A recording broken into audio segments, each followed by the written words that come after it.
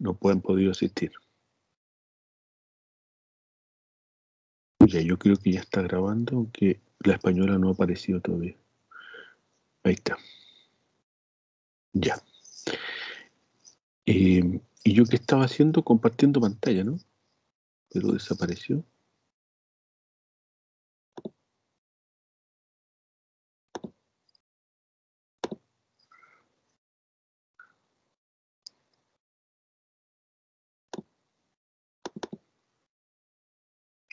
¿Lo están viendo ahí o tengo que iniciar de nuevo compartir?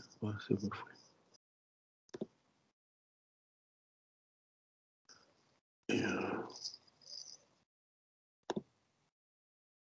¿Ahí? ¿Lo están viendo? Se cambia. ¿Ahí? ¿O ahora no lo ven? Ahí se ve, profe. Ya. Sí, se ve. Ya, teoría 4, entonces, latinoamericana, todos los jueves, en ese horario que les estaba planteando, con los creditajes. Nos han planteado que debíamos establecer el aporte al perfil de egreso de acuerdo al nivel en que está este curso, que es tercer año, y por lo tanto aporta a la licenciatura. Ya el primer y segundo año ustedes lo han desarrollado en términos de lo que es su bachillerato. Y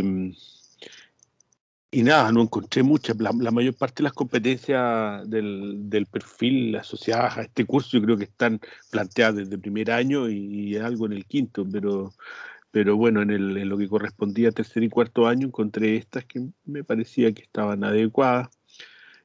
Analizar multiescalarmente, global, nacional, local, la realidad social con preocupación por el contexto latinoamericano, yo creo que aporta para eso. Y por medio de este abordaje interdisciplinario de las ciencias sociales en las diversas instancias de su lugar, vamos a ver personas, hombres y mujeres que no son solo de la antropología. Y desarrolla de forma innovadora y creativa una producción de saber y conocimiento hacia nuevas áreas de estudio. Y esto pensando en que todavía me parece que lo latinoamericano no ha sido relevado de manera adecuada en el contexto de las ciencias sociales mundiales y sobre todo las ciencias sociales latinoamericanas y chilenas que nosotros las podemos desarrollar. Me parece que eso ha ido cambiando y cada día más hay instituciones como Academia, el Alberto Hurtado y otras más que han ido colocando contenidos relativos a lo latinoamericano pensando en potenciar una perspectiva que sea un poco diferente a lo eurocéntrico. Ese es un poco el deber que tiene. Nosotros, por lo menos, tenemos esta asignatura desde que hicimos una reforma de la malla curricular hace ya más de 15 años. En el año 2005 yo ya estaba en la academia, hicimos la primera gran reforma curricular e incorporamos este curso de teoría latinoamericana y exceptuando algunos años prácticamente lo he realizado yo todo el tiempo. Hay algunos años que no lo hice, pero la mayor parte del tiempo efectivamente lo he realizado yo. Y entonces lo conozco bastante bien y creé el programa y lo desarrollo y voy cambiando a veces algunas cosas, pero en general tiene una base. ¿Qué es lo que deberíamos aprender? El estudiante podrá conocer los principales referentes de la antropología latinoamericana, diferenciando las tradiciones antropológicas del continente. Vamos a ver algo de lo andino, con Silvia Rivera Cusicanqui, que algo ya la vimos también en Pensamiento, y con Buscando un Inca, que es un libro muy bueno, que vamos a ver un poco lo que plantea. Y vamos a ver también la tradición brasileña, que es importantísima para el contexto latinoamericano por la potencia que tomó, por varias razones, sobre todo por el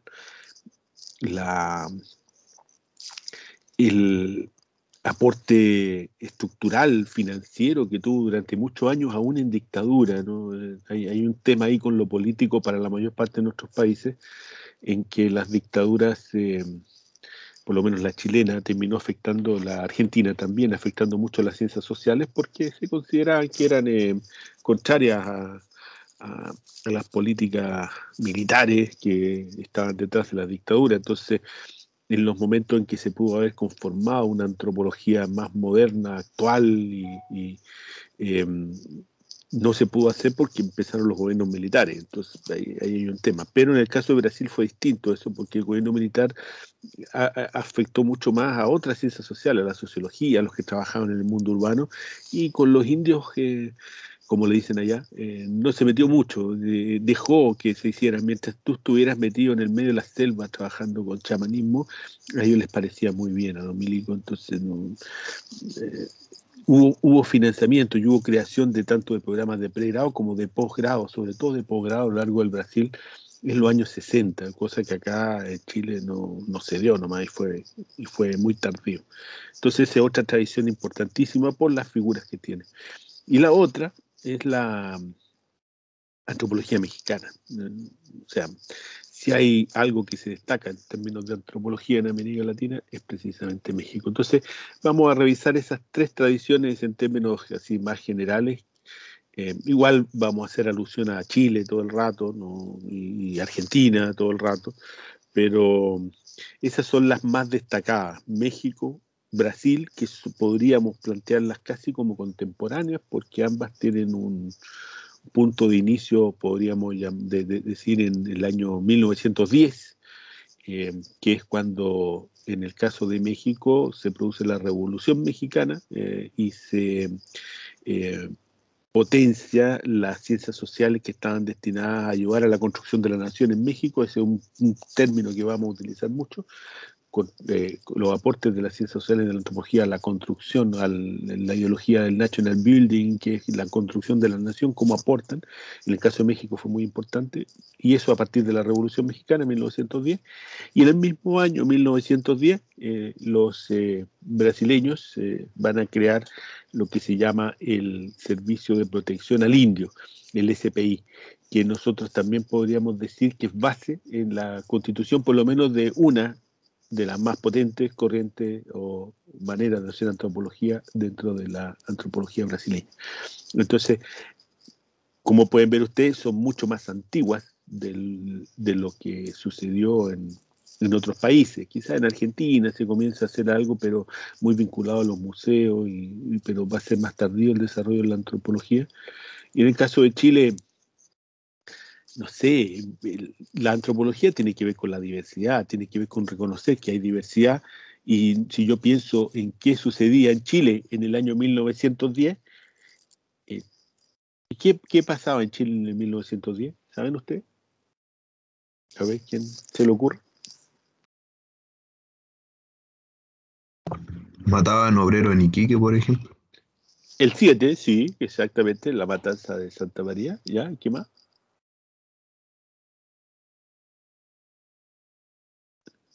Bueno, el 10 se estaba conmemorando el centenario de la independencia. Eh, ¿Verdad? Era el 18, pero se celebra siempre el 10, en 1910. Eh, y Chile además estaba conmemorando el hecho que se había anexado la isla de Pascua, había, entre comillas, ganado la guerra del Pacífico y había invadido la Araucanía. O sea, Chile estaba celebrando no solo el centenario, sino que estaba celebrando la constitución de prácticamente sus actuales límites y de su posicionamiento en el territorio a costa de los pueblos indígenas, es decir, a costa de la diversidad. Chile estaba en el punto máximo de la no diversidad y se estaba celebrando la no diversidad, estaba celebrando el que Chile por fin se había, en el imaginario del Estado-Nación, se había unificado. Eso ya lo vimos, bueno, en pensamiento. Eh, entonces, no, no hubo ninguna puerta posible para la antropología. O sea, las razones que van a generar la antropología, en tanto en México como en Brasil, acá y en Argentina yo creo que tampoco, imagino que en Colombia tampoco. Quizás en los Andes hay algo ahí que ayudó, pero con una vertiente distinta, como vamos a ver con Marisol de la Cadena, ¿no? Eh, pero en Chile nada, en Chile no, nada, y por lo mismo la antropología como disciplina, si bien hay algunas partes anteriores, ya hay colegas que hacían antropología ya en el inicio del siglo XX, ¿no? Como Tomás Guevara, que era un profesor, pero no estamos hablando de institucionalización, o Lacham, o Grete Mosny. Hay un montón de gente en Chile que hace antropología, pero no son antropólogos técnicamente, ¿no? Y no hay formación en antropología. Eso recién va a surgir a partir de los trabajos de Carlos Munizaga, que es entre 50 y 60, de la creación del Instituto de Estudio Antropológico en los años 60, de la vinculación de la antropología con la medicina, que en la Universidad de Chile, que se va a dar también entre los 50 y los 60, eh, y la consolidación de las escuelas de antropología que recién van a ser en la segunda mitad de los años 60, o sea, 1965 en adelante, con una primera generación de antropología de la Universidad de Chile, que no alcanza a formarse porque viene el golpe de Estado, o sea, es a final de los 60 en el caso de la Universidad de Chile, y antes en la Católica de Temuco, con la presencia de Milan Stuzlic, que es un tipo extraordinario que estuvo por allá, un europeo que aportó mucho, y en la Universidad de Concepción, también con una antropología que se desarrolló allá, con un vínculo con arqueología, con la Zulema Seguiel y otra gente más, con Garbulski también, y que, pero que también, o sea, si hay alguna universidad que fue golpeada por el golpe de Estado, fue Concepción, y la antropología se acaba inmediatamente en todas esas universidades, y se cierran los programas, y luego van a volver a abrir la Universidad de Chile, que es la que queda en el fondo funcionando de manera bastante precaria, podríamos decir, y luego se va a abrir ya la Austral de Valdivia, y entonces, y la Austral de Valdivia estamos hablando de los años 80 ya. Entonces es muy precaria, muy tardía la aparición de la antropología chilena, a no ser si consideramos estos como preámbulos de la disciplina, que no eran necesariamente antropólogos. E incluso la gente que se formó, la gente mayor que se formó, no pudo estudiar antropología en Chile. Por ejemplo, el Pepe Bengoa es antropólogo, historiador, filósofo, tiene varias cientistas social, podríamos decir, pero él no pudo estudiar antropología en Chile porque no había antropología. No es porque él. Entonces, hay algunos que dicen, es que no es antropólogo. No, sí es antropólogo, porque es alguien que trabaja en la línea de la antropología, con la metodología de la antropología, con la teoría de la antropología, solo que no pudo estudiar antropología porque no había antropología en la época.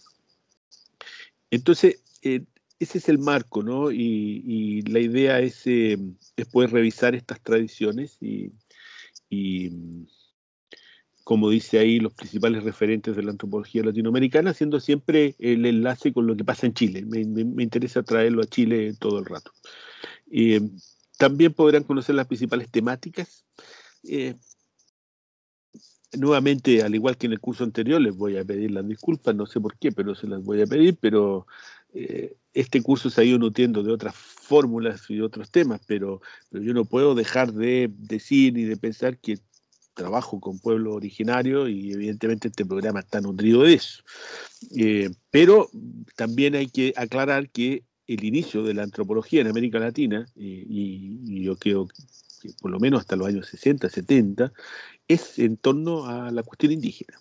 No hay otro tema. Ahí está la creación. Entonces, si vamos a entender la antropología latinoamericana, tenemos que entender a esta gente que trabajó con ella. Después hay una dispersión, vamos a ver en México, en Brasil hay otros temas. Podemos revisar las actas de antropología, por ejemplo, de los congresos de Chile, y vamos a ver la cantidad de temas distintos que hay, y de formas de hacer antropología. Han surgido temáticas, han surgido maneras, como por ejemplo la antropología visual, tanto como tema como metodología de poder abordar las cuestiones de la cultura. Eh, Hay habido un desarrollo bien profundo de la antropología urbana, que sí está en este programa, también de la antropología de la religión o de las creencias, que también está acá en el programa. Eh, y hay ahí un tema, ¿no? ¿Cuáles son los temas que habla la antropología latinoamericana? Eso es lo que nos interesa, y partiendo con el tema indígena, evidentemente vamos a colocar también los afrodescendientes, porque si viene un tema emergente que la antropología fue tomando en algún momento. Hoy día, ayer, por ejemplo, los afro estuvieron presentando en la Convención Constitucional, eh, intentando que se revirtiera de alguna manera la exclusión que se produjo el año pasado cuando los dejaron fuera de la Asamblea Constituyente por una cuestión antojadiza y racista, articulada no solo por la derecha, pues se le culpa a la derecha, pero en verdad fueron todos, nadie se la jugó, porque la llamada oposición pues, se podría haber jugado por defender eso a muerte y finalmente no lo hicieron. Decidieron ganar algunas cosas, quizá de una manera estratégica, pero lo excluyeron. Bueno, los afro tienen que estar acá, tiene que haber una mirada acerca de los estudios afrodescendientes, porque son importantísimos y quizás de los más negados en los estudios de América Latina. Y bueno, las unidades, bueno, y conocer las tradiciones latinoamericanas entre sí, las relaciones, ¿no? Porque también han habido movimientos, y movimientos que han permitido, por ejemplo, que Brasil y México tengan una relación no solo de personas que transitan, que es muy importante eso, sino también de vínculos teóricos, de generación, de formas de entender la realidad social que empiezan a traslaparse y a influenciar a más que un solo país, a más que una sola tradición. Y ahí están, por ejemplo, los desplazamientos que hace un brasileño que se llama Roberto Cardoso de Oliveira, y que va a estar en México y también va a estar en España, en Barcelona, y va a influenciar en parte todo el desarrollo de una antropología catalana que se hace allá a partir de sus contactos con Claudio Esteve Fabregá y con otras personas más. Es decir, hay relaciones que tienen estas antropologías latinoamericanas al interior de las variadas escuelas que, por ejemplo, en el Brasil, que es un país muy grande, se generan al interior de ese Estado-nación, pero también en relación a los otros estados, donde también ha sido muy importante, por ejemplo, los procesos formativos, y ahí Brasil ha funcionado como una especie de atracción, de imán, de atracción de muchos antropólogos y antropólogas que van a estudiar allá por la calidad que tienen los posgrados de ese lugar, y también por la posibilidad de ir a estudiar a un lugar que no sea Europa o Estados Unidos, que era como lo inicialmente esperado, ¿no? En los antropólogos más de las generaciones más antiguas. No sé si hoy día igual quieren irse todos para allá, pero no, es una cuestión de que todavía está muy marcado el eurocentrismo.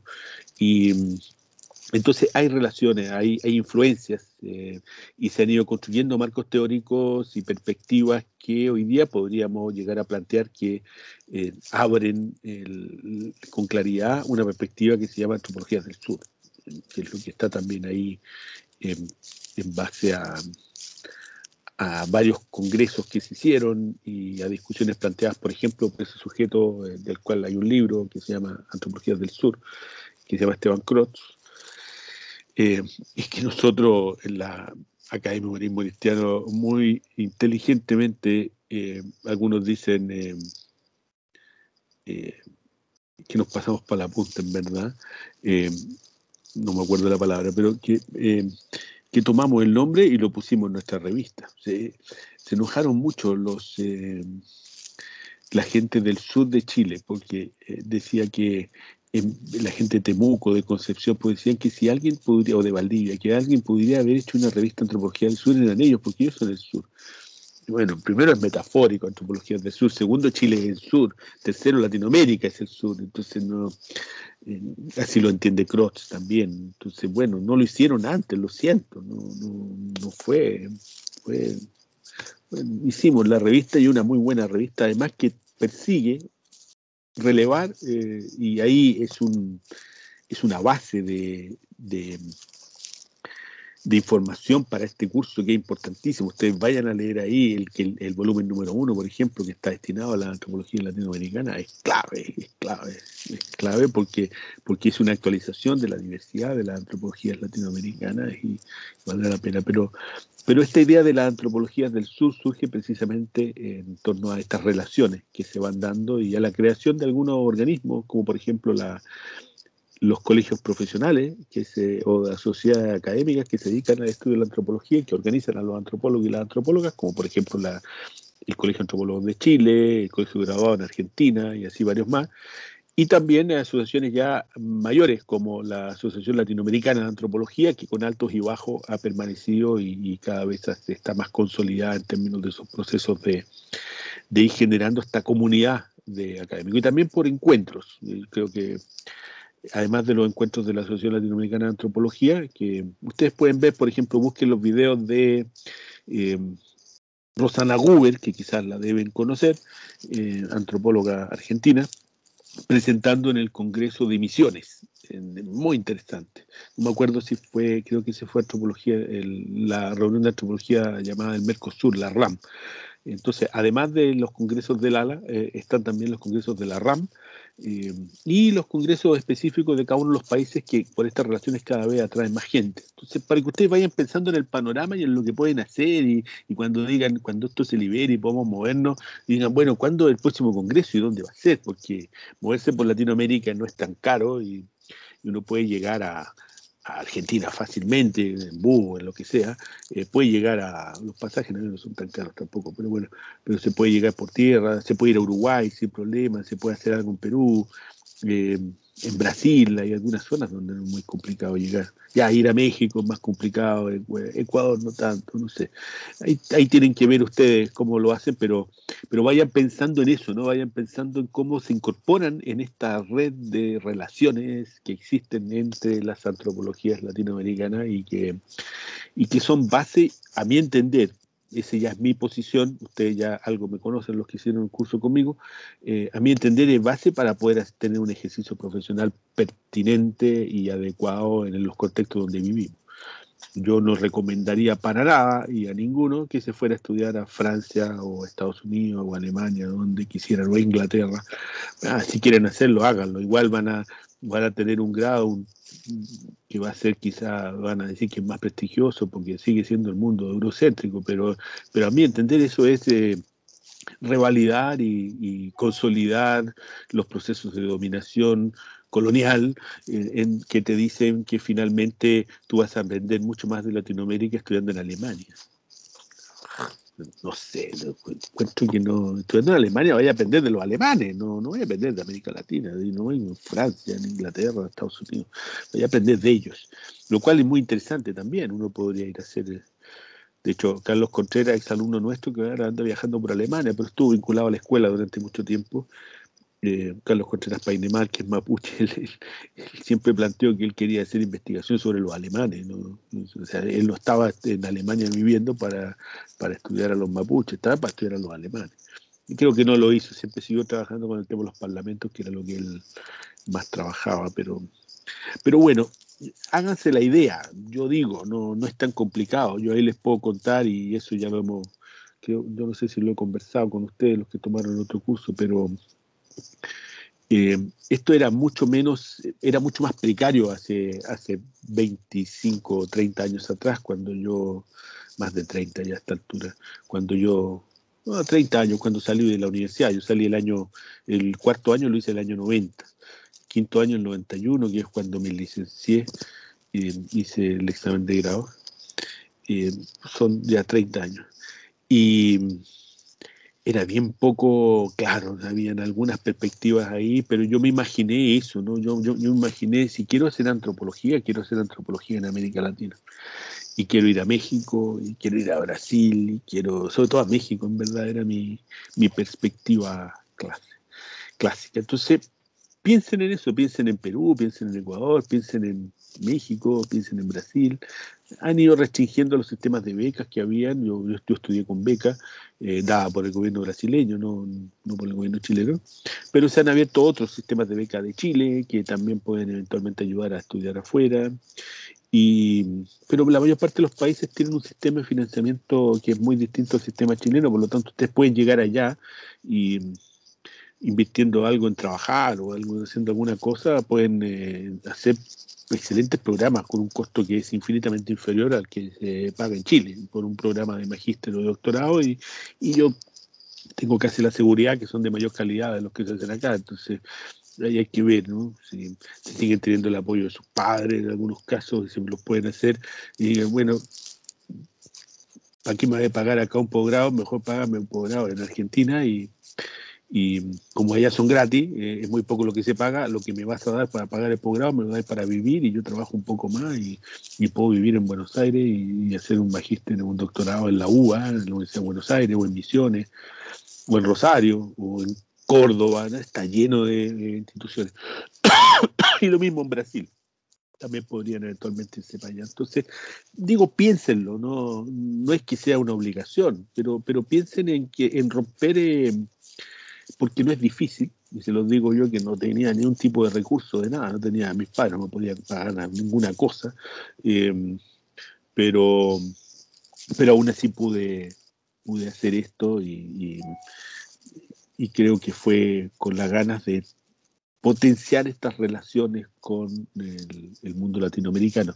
Y que lo he podido hacer, ¿eh? Yo creo que esa es una autopresentación que es positiva, te va a decir, este weón está hablando del... No, pero yo creo que es importante el hecho de ayer tuvimos un seminario que fue sobre COVID y pueblos indígenas, que lo hacemos, es una investigación que estamos haciendo en el CID, de la cual yo formo parte, no la dirijo ni nada, pero un seminario que tuvimos con Argentina. Y el origen de nuestra investigación, en ese caso, es cuando yo hablo con un amigo que tengo allá, con el cual ya llevamos como 10 o 15 años de contacto, de 13, 14 años. Nos conocimos en Porto Alegre en una reunión de antropología del Mercosur en el año 2007, 2008. Y una vez hablando con él al inicio de la pandemia, queríamos saber cómo estaba, así que yo estaba pensando en ir allá el año pasado, en mayo, íbamos a hacer una actividad en conjunto. Finalmente eso no se podía dar, y él me cuenta que el gobierno les había pedido que hicieran una investigación sobre el COVID. O sea, no el gobierno, sino que ellos habían planteado, y son los primeros que hacen una investigación sobre el COVID y el impacto de los pueblos indígenas. Entonces yo, hablando con él, como tengo confianza, le dije, oye, pero te puedo copiar, pero copiar de verdad, digo yo, ¿no?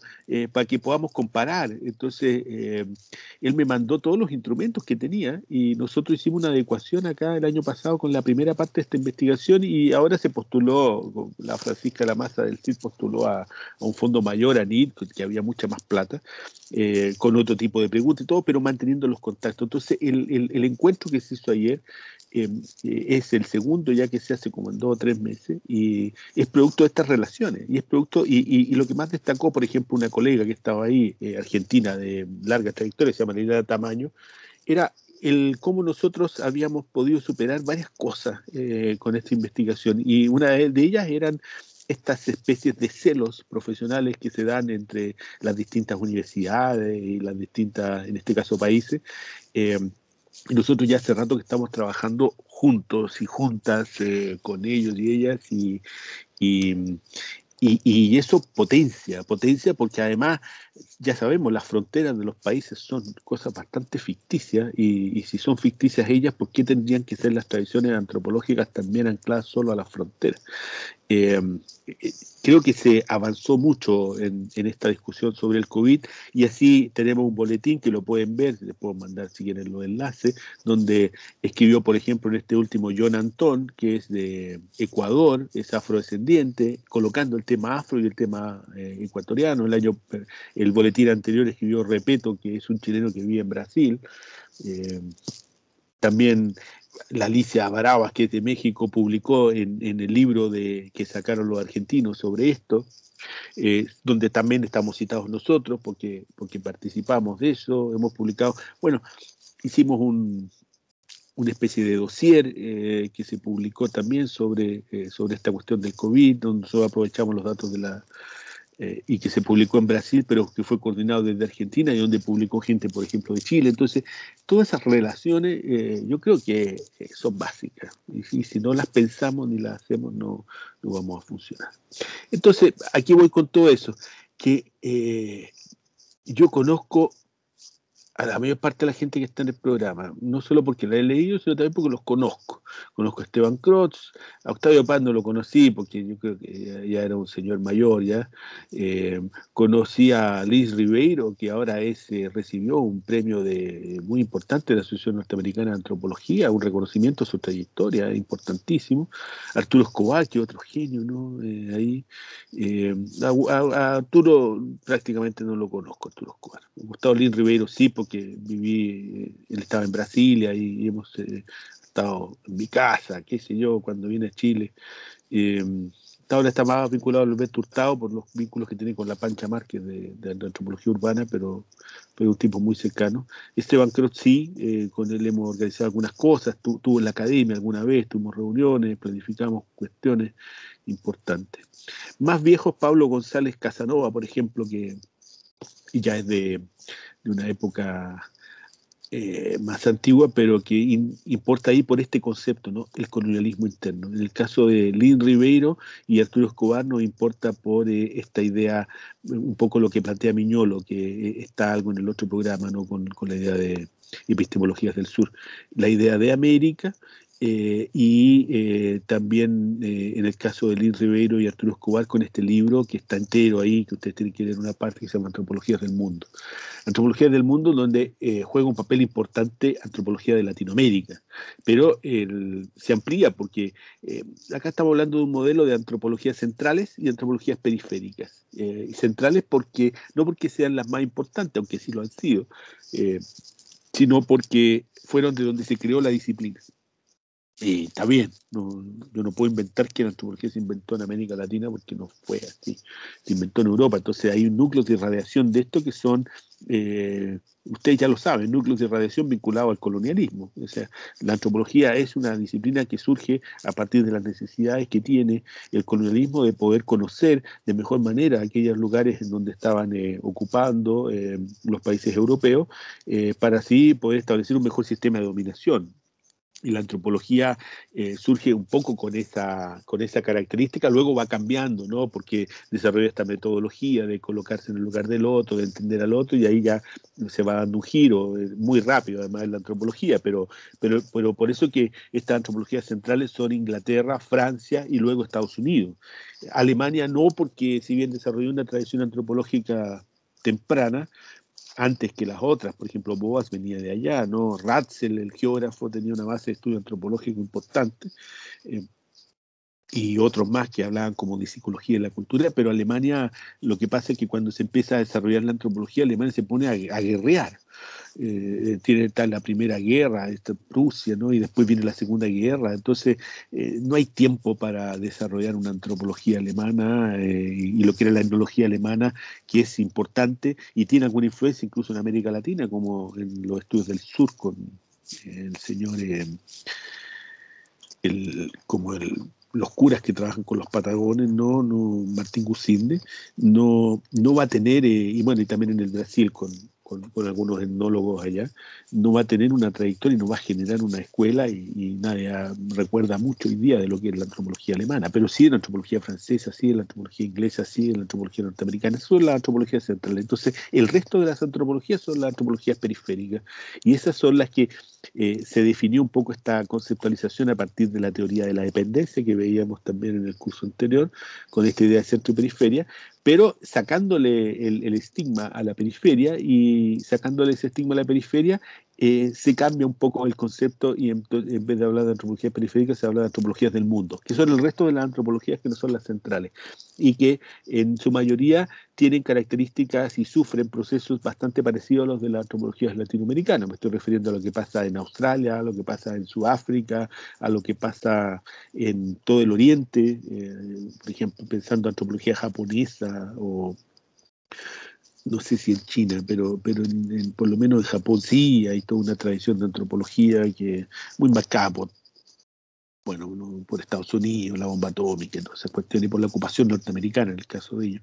Pero hay antropologías desplegadas en el resto del planeta. Entonces, ese es un esfuerzo que hicieron Escobar y Rivero, también a partir de un congreso, de pensar las antropologías del mundo, ¿no?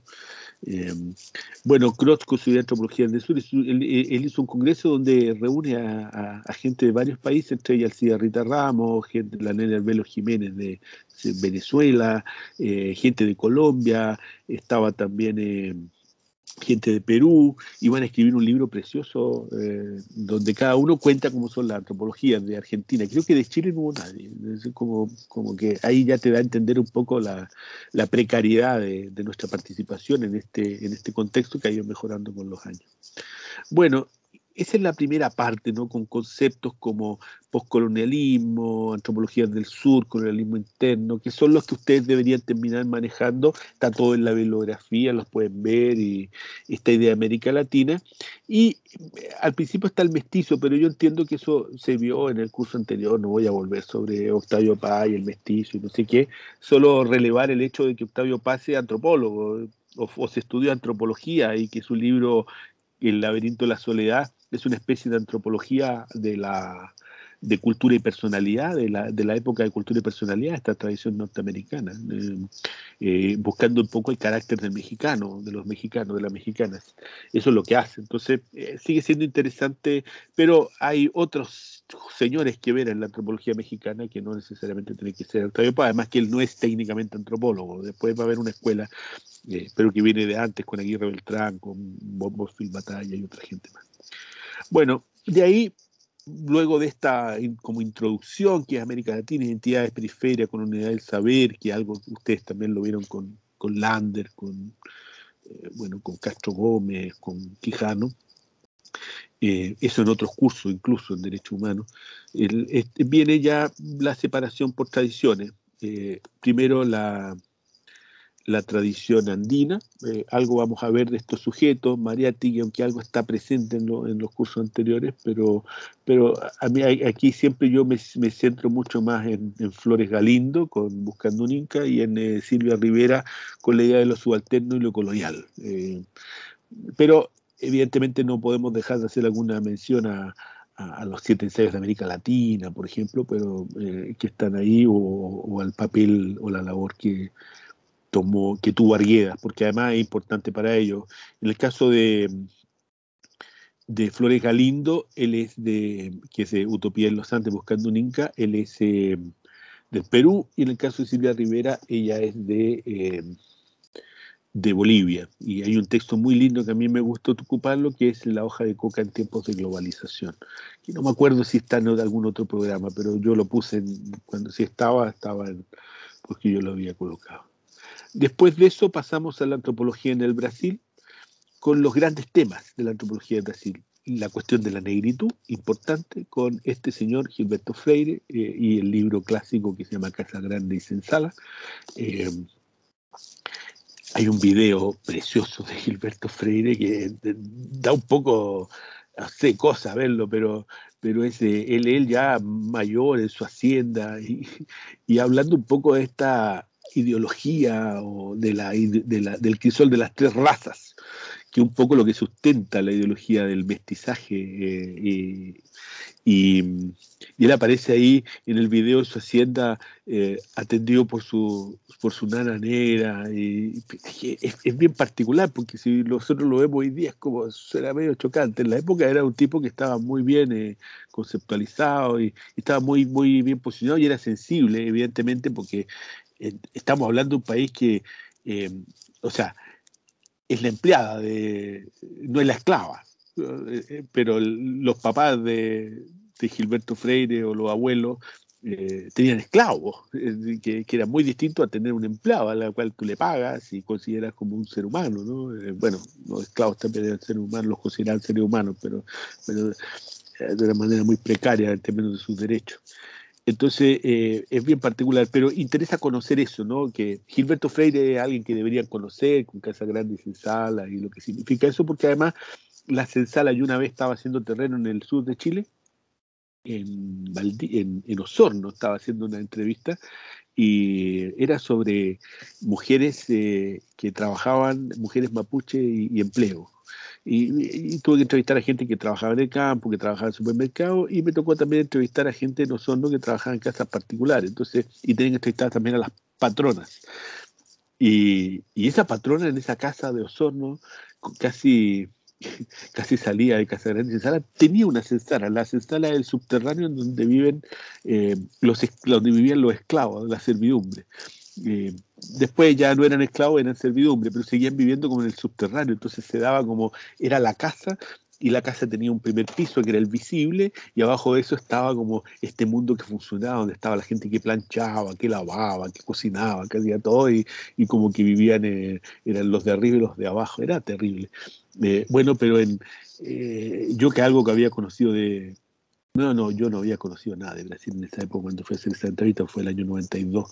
Eh, pero bueno, después me vine a enterar que eso era una senzala. Lo que había en Osorno era una senzala. La señora tenía una senzala y tenía, cuando tenía más recursos, la servidumbre vivía abajo. Después fue cambiando eso cuando ya la conocí. Ella tenía eso como bodega prácticamente, pero en algún momento fue el lugar donde vivía la servidumbre, que en ese caso eran mapuche. Entonces se repetía el esquema, porque los esquemas de los indios y de los afrodescendientes se repiten y son muy parecidos finalmente. Mucha gente cuestiona hoy día el hecho de por qué deberían estar los afrodescendientes vinculados a la constitución a la discusión de la constitución. Pero hay que entender que los indígenas y los afrodescendientes, ni los indios ni los negros existen. Son todas formas de construcción colonial que tienen que ver con la expansión de Europa, son categorías de la dominación colonial y que ambas se refieren a poblaciones que fueron colocadas dentro de estas grandes categorías para poder hacer el ejercicio de la dominación colonial, para poder esclavizarlos, para poder quitarle las cosas, las tierras, y en ese sentido, indio y negro son lo mismo, en el sentido estricto son lo mismo, solo que unos vivían acá y los otros vivían en África, pero fueron desplazados, tanto indígenas como afrodescendientes fueron desplazados largos kilómetros. Y sufrieron las mismas cosas, en algunos casos más todavía los afrodescendientes, porque la esclavitud en algún momento se focalizó en ellos, ¿no? Eh, sobre todo en el siglo XIX, ¿no? Y en parte del siglo XVIII y parte del siglo XIX, que se va liberando un poco la condición de esclavitud de los indígenas, pero se mantienen los afrodescendientes en algunos casos hasta finales del siglo XIX. Entonces ese es un tema, bueno, el tema del crisol de las terrazas, de la negritud, que lo vamos a volver a retomar al final con la cuestión afrodescendiente, porque es importante trabajarlo. La formación indígena en el Brasil, también importante, con este señor Darcy Ribeiro. Clave también para entender, si quieren, así, si alguien dice, antropología del Brasil, si ustedes no saben y no conocen nada de Darcy Ribeiro, quiere decir que no entienden nada de la antropología del Brasil y que no podrían repetir nada. Es un tipo clave, porque hizo muchas cosas, entre otras cosas fue ministro de Cultura antes del gobierno militar del golpe del 64, fue el creador del Zambódromo. Entonces dicen, bueno, ¿y qué tiene que ver el Zambódromo con la antropología? No sé, piénsenlo ustedes, pero una cuestión tan importante hoy día dentro de la cultura popular mundial, diría yo, como es el Carnaval de Río de Janeiro, y que se le haya ocurrido a un tipo que era un antropólogo decir, mira, ¿por qué no hacemos que toda esta gente que bailaba en distintos lados no baile por un solo lugar? ¿Por qué no los traemos para acá y convertimos esto en un espectáculo de la cultura? Y eso se le ocurrió a un antropólogo, a Darcy Ribeiro, que era un tipo bien particular. Cuando vino el golpe de Estado, se arrancó con no me acuerdo, siempre se me confunde si es la primera bandera o el acta de independencia del Brasil, pero él dijo, esta huevada no se la paso a los milicos. Y se la llevó, se arrancó de Brasil, para que no lo tomaran preso, porque lo iban a matar, y se fue a Uruguay, y se llevó las cuestiones. Y anduvo con ella hasta que volvió la democracia, hasta que él pudo volver a Brasil, anduvo con ella. Imagínense lo que... Bueno, era un tipo bien especial. Yo a él lo alcancé a ver en la última etapa cuando yo vivía en Brasilia. No, no sé si hablé con él alguna vez, intercambiamos algunas palabras, pero sí lo vi en algunas conferencias. Ya estaba viejito y se murió cuando yo estaba allá. Y la cuestión de relaciones interétnicas también es importante, y aquí vamos a ver este otro, que si hay alguien que crea o que plantea los inicios de la antropología brasileña es precisamente Darcy Ribeiro, pero si hay alguien que la continúa y le da el trasfondo de la antropología moderna es Cardoso de Oliveira, también ya falleció hace ya unos 10 años por lo menos. Pues fui alumno de él sí que fui alumno, tuve un seminario entero con Cardoso de Oliveira, lo cual fue fantástico, para aprender un poco este punto de vista. Él había pasado por varias universidades del Brasil y tuve yo la suerte de que justo el año en que me tocó hacer el seminario de doctorado, Cardoso Olivero llegó a Brasilia, que él había formado el departamento en Brasilia, entonces era como que volvía a su casa después de haber estado en Campinas y en otro lado, y me tocó poder tener clases con él. Entonces fue Debe haber sido, no sé si de los últimos cursos, pero fue, no sé, pues es como para un francés tener clase con Levi Strauss. Yo tuve con Cardoso Olivera, que fue fantástico, ¿no? Eh, y creo que es importante este punto de vista. Él es filósofo y luego se metió a la antropología a partir de precisamente, bueno, hay una anécdota ahí, pero la contaremos en su momento, de los contactos con Daci Ribeiro. Y, y es el formador de la antropología moderna brasileña. Fue el formador en el sentido de que estuvo en clases iniciales cuando estaba Levi-Strauss, por ejemplo, haciendo clases en el Brasil. Él ya estaba tomando clases en San Paulo, y luego de eso va a desarrollar todos los programas de posgrado, tanto en Río de Janeiro, en San Paulo, como en Brasilia, en Campinas y algunos lugares más. Va a tener estos desplazamientos tanto a México como a España. También, bueno, en Argentina, en Misiones, va a tener una influencia importante ahí por las relaciones que se dan con otros colegas. Entonces es clave entender qué es lo que él plantea por relaciones interétnicas y algunos conceptos como identidad contrastiva. Es muy parecido a lo que estaba desarrollando un sujeto llamado Frederick Barth, que paradójicamente tampoco es de la antropología central, porque él viene de la parte norte de Europa, si no me equivoco, de Finlandia. Y, y él va a desarrollar toda una manera de poder entender la cuestión étnica, aplicada en ese caso no a los indígenas latinoamericanos, sino a los pashtunos, los patanes de Pakistán y Afganistán. Ahí es donde saca este libro precioso que se llama Los grupos étnicos y sus fronteras, que usted en alguna etnología lo irán a aprender o ya lo habrán aprendido, pero es importante. Bueno, Cardoso estaba trabajando, yo diría, en paralelo a Frederick Barth, con influencias comunes que podían haber tenido. Y desarrolló toda una teoría acerca de lo que significa el indio en el Brasil, las relaciones del indio y el mundo de los blancos. Ahí viene la idea de identidad contrastiva y de relaciones interétnicas, que es como el gran paradigma al cual yo personalmente me podría escribir después de tantos años haciendo ya estos trabajos. Yo también, yo diría que estoy ahí, ¿no? En ese campo, el de las relaciones interétnicas, que a mí me parece tan bonito y tan importante. Antropología mexicana. Eh, desde los inicios, que pueden ser los códices, las crónicas, porque la mayor parte de los pueblos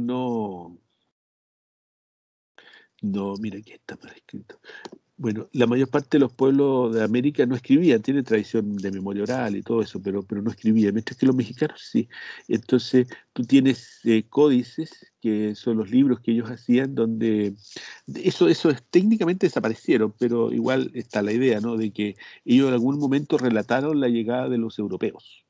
Y los expertos en códice aprendieron rápidamente, porque bueno, fue una obligación de los españoles también de la dominación, a escribir en castellano. Entonces después empezaron a escribir especies de códices, pero en castellano, ya latinizados. Y están las crónicas también que describen esas poblaciones, que en algunos casos yo las coloco acá porque se ha planteado que son el inicio de la antropología. Algunos dicen que la antropología, como Claudio Esteban Fabregá o Margarita Hogten en Estados Unidos, Fabregá español, dicen que la antropología se inició con las crónicas de los españoles y de los portugueses, sobre todo, pero sobre todo de los españoles. Gente como Bernardino de Sahagún, importante, como Bernal Díaz del Castillo, que escribe la llegada, él es cronista de Cortés.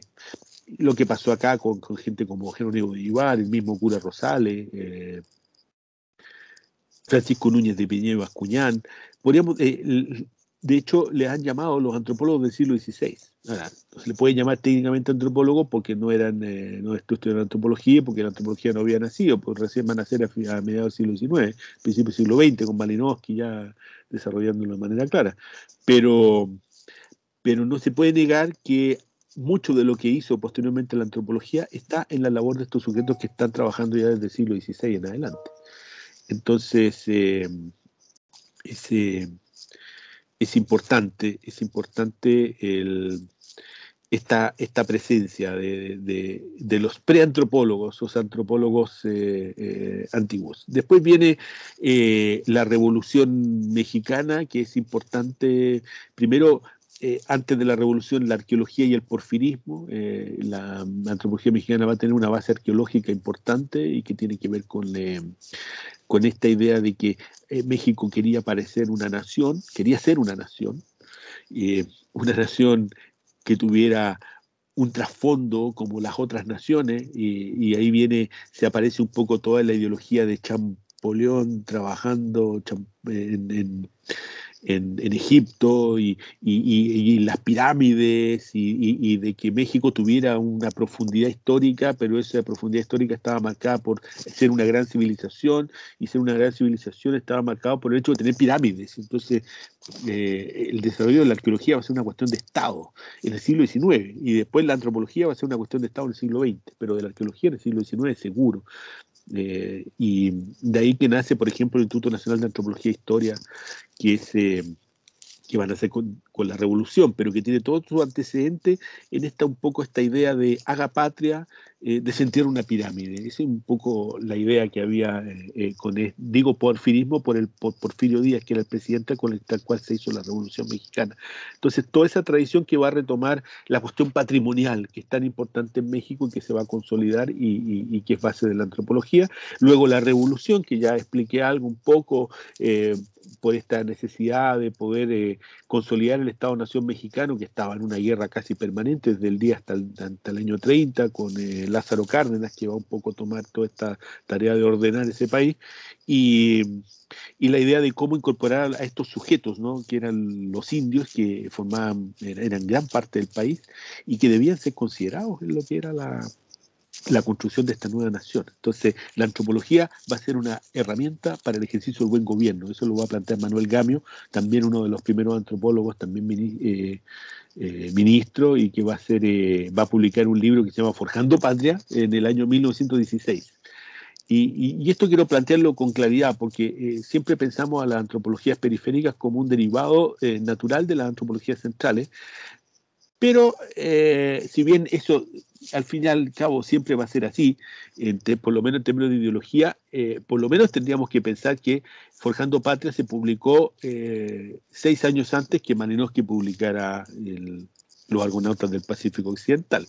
Entonces, está bien, hay una influencia de las antropologías centrales, sí, hay una influencia, incluso Malinowski va a estar en México haciendo antropología también en algún momento. Boas va a tener una influencia, en este caso mucho más importante la de Boas, porque marca el inicio un poco de esta relación, pero eh, porque en el 1912 se hace una escuela de antropología entre Estados Unidos y México, una escuela internacional de antropología que va a tener clases tanto en México como en Estados Unidos.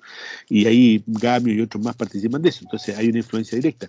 Pero lo que yo estoy diciendo es que no podemos pensar solo como un derivado y como una reproducción de las antropologías centrales, ya que muchos de los grandes productos de la antropología latinoamericana surgieron precisamente antes de la publicación del gran paradigma de la antropología, que es Los Argonautas del Pacífico Occidental, que es del año 22. El próximo año cumple 100 años la publicación de ese libro. Seguramente se van a hacer diferentes cosas, ¿no? Eh, Después la influencia marxista, que es muy importante, sobre todo a partir de Lázaro Cárdenas y por el carácter que tiene la revolución, y es importante porque va a marcar también una manera de entender la antropología mexicana. Yo no estoy hablando que el marxismo no sirve ni es malo, pero sigue siendo una ideología eurocéntrica que explica muchas cosas y que sirven, qué sé yo, pero también niega de cierta manera la diferencia cultural, al punto que para algunos la diferencia cultural es como producto de un capitalismo que quiere dividir y que no quiere avanzar sobre los criterios básicos que son el control de los medios de producción y los proletarios, qué sé yo. Estoy simplificando la relación, pero digo, hay una influencia marxista en la antropología mexicana y se ve, y en algunos casos va a ser buena y en otros casos va a oscurecer las verdaderas razones de diferencia cultural que evidentemente, yo no sé si ustedes lo entienden así, pero son anteriores al capitalismo, porque todas estas sociedades eran anteriores al capitalismo, fueron incorporadas dentro de un sistema capitalista. Eso lo explica muy bien Quijano, pero son anteriores al capitalismo. Entonces yo mal podría decir que ellas son productos del capitalismo, que son productos de esta intención que tiene el capitalismo de dividir para poder reinar mejor, ¿no? Cuando los mapuches, los nahuas, los mayas son anteriores al capitalismo, evidentemente que son anteriores al capitalismo, no hay duda ninguna al respecto. Son anteriores al eurocentrismo también. Después, toda esta antropología que se había conformado en una alianza con el Estado por la construcción de la nación va a tener una crisis a partir del año 68. Eso lo explica también Octavio Paz en el libro, en la parte final, en el posfacio del laberinto de la soledad. Y de ahí va a surgir un punto de vista crítico. Antes de eso estaba, por ejemplo, Gonzalo Aguirre Beltrán, que no era marxista, que también tenía una posición muy importante en la antropología, y luego va a surgir una crítica a eso y un divorcio con la antropología del Estado, que es un poco lo que nos van a llevar gente como Bonfil Batalla y otros más. Muy interesante un poco lo que se plantea. Ese sujeto, Guillermo Bonfil Batalla, es alguien que también deberían conocer y saber quién es. Y bueno, están Díaz Polanco, está el mismo Pablo González Casanova y Aguirre Beltrán y, por ejemplo, la María Elisa Velázquez, que ha trabajado después con el tema afro, ¿no? Hay una gran cantidad de personas que trabajaron las cuestiones allá y que vamos a conocer esta tradición en profundidad. Yo tuve la suerte de hacer mi terreno en México. Entonces, si bien yo no estudié en México, como Claudio, por ejemplo, estudió en México, yo no estudié en México, pero Espinosa sí, él estudió en Ciesas, un programa precisamente creado por Bonfil Batalla. Yo pude hacer mi terreno en México y pude conocer, porque tenía que conocer, porque estaba trabajando en el pueblo mixteco, las bases de esta antropología y pude conocer y participar de muchos de los rituales académicos que tienen ellos. Después, la antropología como emergencia indígena en particular, ahí vamos a ver la idea de emergencia indígena que ha trabajado acá mismo Pepe Bengoa, la idea de alteridad, aquí dice alternidad, pero es alteridad, mira, está lleno de errores, alteridad, el corrector cambia las cosas, alteridad, la aboriginalidad, con Claudia Briones, que es una excelente mujer ahí, argentina, colega nuestra, Miguel Alberto Bartolomé, argentino que se va a ir a México y que va a trabajar el pluralismo, la idea de procesos interculturales, pluralismo cultural, redefinición del Estado, muchas cosas ahí. También va a tomar el tema bueno, de las relaciones de los indígenas con el Estado. Y eso es importante hoy día porque en este año se conmemora Barbados, que es una reunión donde donde se reunieron los antropólogos y dijeron vamos a cambiar la manera en que tenemos de hacer antropología y de relacionarnos con los pueblos originarios y con los afrodescendientes, sobre todo con los originarios en ese momento. Y entonces vamos a ver y vamos a hacer algo, seguramente en septiembre vamos a hacer con Argentina un seminario sobre Barbados y seguramente podemos ver si podemos invitar a Miguel Alberto Bartolomé para que dentro de sus condiciones de contacto virtual pueda, si le mandamos un buen enlace, una buena hora, él va a poder estar junto a Alicia Baraba y quizás podemos invitar a Joan Pacheco o a alguien más de los que estuvieron y participaron de algunas de esas relaciones. Sería interesante. Y para terminar, temas que son, por ejemplo, las culturas híbridas y que nos vincula también al trabajo un poco de antropología urbana y de antropología de la globalización, de la modernidad, la modernización, con este sujeto que es un argentino que también se va a vivir a México, que se llama Néstor García Canclini, que seguramente lo leerán en otros cursos, pero este concepto es clave de culturas híbridas. La antropología de lo barrial, que nos lleva al tema de la antropología urbana, y con el ejemplo de Ariel Gravano, que es un argentino que ha desarrollado eso bastante y que ha tenido influencia tanto en Chile como en otros países de América Latina. Antropología de lo religioso, con Juan Van Kessel, como ejemplo, ¿no? Porque un cura que trabajó y que es antropólogo y que trabajó en el norte y que a mi juicio tiene el mejor libro de antropología que se escribió en Chile. Hay gente que discute eso, quizás soy el único que lo dice, ¿no?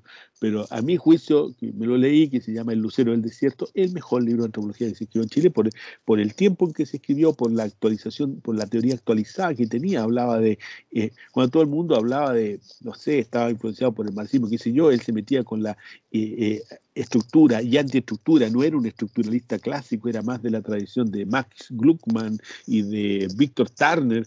Entonces, ver un tipo que en esa época aplicaba a Víctor Turner y hablaba de los rituales de rebelión es fantástico. Y para investigar la tirana, lo molestaron y lo siguen molestando mucho a Banquese porque era cura. Entonces, como dicen, no, es que es cura, entonces, ¿cómo va a ser antropólogo si es cura? Él era párroco por ejemplo, del pueblo de Tarapacá, que acaba de tener su gran fiesta.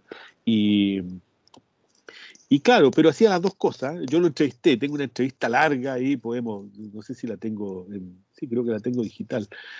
Podemos ver a Juan Banquisel hablando. Lo fuimos a entrevistar a Dica en el contexto de estar en la fiesta de la Tirana y espectacular. Ariel Gravano hizo clases en la academia, en el magíster de antropología, lo invitamos también un año. Y por último, el tema de antropología y afrodescendientes que cada día va tomando más vuelo y debe estar, y tenemos, por ejemplo, los trabajos de Restrepo, están los de María Elisa Velázquez, que les mencioné en México. eh, yo formo parte de dos redes, una de la red chilena, estudio antropología, o sea, estudio afrodescendiente, y una red argentina, estudio afrodescendiente, ahí también con con Becerra, que es una amiga ya, y que con María Becerra y que podríamos eventualmente a ver si podemos también hacer una conexión ahí en alguna de las clases para que puedan contarnos un poco qué es lo que ellos hacen y cómo plantean. Ojalá que puedan resultar, si no lo vamos a hacer, pero como tenemos esta ventaja, hay que ver si nos calzan con los horarios y podemos hacer enlaces, contactos, cosas que ellos nos puedan presentar y hablar algunas cosas, a ver si están dispuestos a participar. Eh, bueno, eso es el programa. Vamos a hacer, como siempre, como para facilitar. Acá está toda la bibliografía, la mayor parte está con sus enlaces. Si los enlaces no funcionan porque están desactualizados, búsquenlos porque los van a encontrar. El texto de Gustavo Lin Ribeiro está, se llama Antropologías del Mundo, y están las pruebas ya señaladas ahí, por ejemplo, el 2 de septiembre, y ya están subidas también. Dice claramente cuáles son los textos. En el caso de Antropologías del Mundo es la introducción, lo que me interesa que se lean, más los textos de Croce y de Marisol de la Cadena que están ahí. Eh, Prueba integrativa de cátedra, de Restrepo, al final, con Terengues y Banquesel, García Canclini, Gravano, qué sé yo. Bueno, un poco para poder ir sabiendo que se leyeron y que lean las cosas, pero léanlas porque son interesantes. Y acá está toda la bibliografía. Antropologías del Mundo, Flores Galindo, Buscando un Inca, Gilberto Freire, Casa Grande y Sala, Bonfil Batalla, El concepto de Indio en América, Darcy Ribeiro, Frontera Indígena de la Civilización, no hay ninguna obligación que se lean ese, pero es interesante. Cardoso Olivera, Inicia de Estructura Social, que fue traducido al castellano por Ciesas, para que vean ustedes las conexiones entre los países, ¿no? Esteban Cross, la Universidad de la Antropología Universal a partir de las antropologías del sur, García Canclini, Culturas Híbridas, Gonzalo Aguirre está en el proceso de aculturación, Claudia Briones, la originalidad como forma de organizar las diferencias, ahí no está el libro, pero hay una reseña que yo escribí, eh, Gravano, Antropología de lo Barrial, también no he encontrado el libro en digital, pero hay una reseña que encontré donde hay un resumen del texto que es muy bueno, Terengues y Van Kessel, Estructura y Antiestructura en el peregrinaje en la Tirana y otros santuarios, Restrepo, Etnización de la Negridad, Silva Rivera Cusicanqui, La mercancía indígena y sus paradojas, La hoja de coca en tiempo de globalización, también el libro Oprimidos pero no vencidos, que es muy bueno, Valcárcel, Tempestad en los Andes, Díaz Polanco, Autonomías, tema de la autonomía, León Portiña, Motivos de la antropología latinoamericanista, que en los primeros tiempos que di el curso era el texto base de, de este curso, porque tiene un montón de artículos también. Ese no me acuerdo si lo encontré o no digital, pero está en la biblioteca, si lo pueden sacar de allá, si alguien lo puede encontrar mejor todavía, creo que había una versión. Van Kessel, El Lucero del Desierto, no está digital, pero es precioso ese libro. Los 7 ensayos de interpretación de la realidad peruana, que algo se vio en el otro curso, Walter Miñones, La idea de América Latina, un poco todo el tema más postcolonial y subalterno de América, un libro precioso, El zorro de arriba, el zorro de abajo, de Arguedas, que es una novela, pero que habla mucho de su mirada de la antropología y de cómo entendía el Perú, La emergencia indígena en América Latina, Etnicidad y ciudadanía en América Latina, el Álvaro Bello, bueno, el otro de Bengoa, ¿no? Procesos interculturales de Bartolomé, el postcolonialismo, pero eso ya también lo trabajaron, de Fernando Coronil, México Profundo, de Bonfil Batalla, y bueno, y la cuestión étnica nacional de Héctor Díaz Polanco. Ese es el programa, están las fechas, está todo, están ya en si buscan en las unidades, ahí van a ver cuándo están desplegadas las fechas de las evaluaciones, pero están desplegadas y nada, pues, eh, no, eh, Eso es, no sé qué les parece, si están de acuerdo o no, si tienen algún comentario, alguna crítica, si quieren hacer algo distinto. Lo único que les puedo decir es que estoy completamente habilitado para hacer este curso. Conozco muy bien, y si hay algo que conozco es América Latina, y tengo relaciones con Argentina, con Brasil, con México, algo con Perú, algo con Ecuador, con Uruguay también en algún momento. He hecho terreno en Argentina, en Uruguay, en México, en Brasil. Eh, He participado en congresos, formo parte de los consejos editores de varias revistas de América Latina. O sea, conozco y conozco a muchos de los próceres y de los que no lo son tanto, y he sido profesor visitante en Roraima, en México, en la Universidad Nacional Autónoma de México, en Buenos Aires. Eh, sí, y formo parte de la red. Entonces conozco, este tema lo conozco. No, podría decir, igual siempre uno aprende y podría desarrollar más cosas, pero lo conozco. Se me activa la Siri del teléfono, y ayer me dijo en una reunión, me dijo: necesitas descansar, Luis. No sé por qué. Ahora no me dijo nada. ¿Comentarios? ¿Preguntas?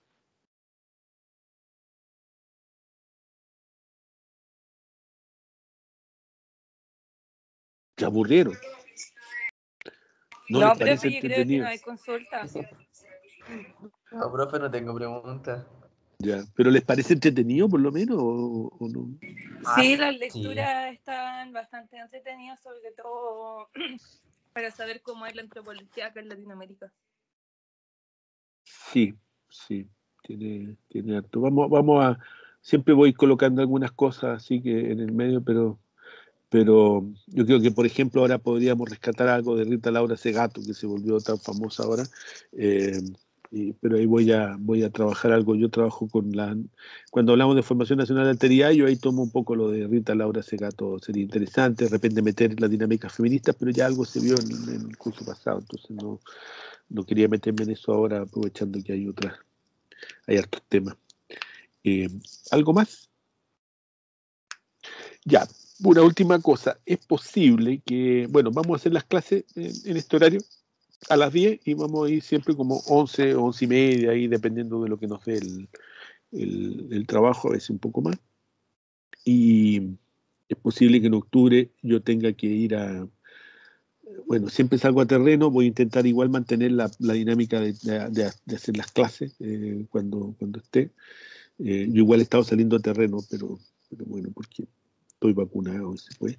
Y es posible que en octubre me vaya a Francia a una defensa de tesis, que me invitaron. Pero ahí también, como el curso es a las 10, voy a hacer todo lo posible por no suspender las clases cuando esté allá, a menos que tenga la actividad que tenga que sean esos horarios que sea imposible de hacer, pero dedicarle una hora y media, aún estando allá, a hacer la clase, me parece que es lo más justo y lo que debería hacer, porque seguramente me iría a quedar. Pero ahora, una de las semanas está en los recesos que tiene que establecer la universidad, entonces no es tanto, y otra ya tengo una evaluación planteada ahí, entonces no creo que nos perdamos tanto, que tenga que hacer tantas clases desde allá, y tampoco es seguro que vayan, una de esas no funciona el viaje por estos temas del COVID y esas cuestiones, pero en principio debería ir a una FST allá y a hacer unas charlas que tenemos que hacer. ¿Algo más? Ya, recuerden, el medio de comunicación es el campo virtual en su versión nueva, moderna, y ahí tienen que subir las evaluaciones, ahí tienen que hacer las consultas. El correo ya me obligaron a cambiarlo, es el luis.campos@uacademia, pero está ahí el correo que está vinculado al campus, ya no puedo seguir ocupando el campo academia, aunque no sé si se va a seguir existiendo o no, pero igual recibo información a través de ese o a través del eugeniocampo@gmail.com, que es el personal. Entonces ahí también me pueden mandar las informaciones y vamos. Pero métase en la bibliografía, esa es un poco y nos veremos el otro jueves. ¿Parece? Ya, profe, bacán. Ya pues, Ya, profe, bueno. Muchas Gracias. gracias. que estén bien, nos Chao, vemos. profe. Chao, profe. Gusto Muchas verlos, Chao, Miranda. gracias. profe. Gracias, Chao. profe, cuídese. Chao.